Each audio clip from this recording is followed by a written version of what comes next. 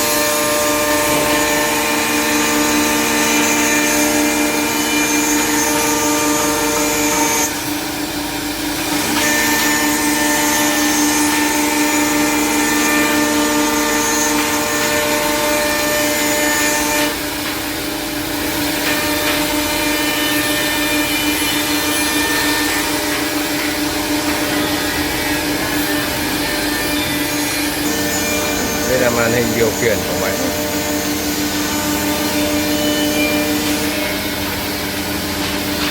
Các thông số X, Y, Z đang chạy.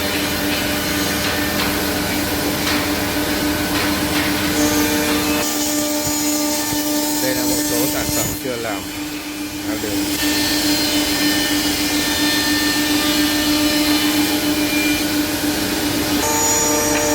Đây là một số sản phẩm máy đã làm xong.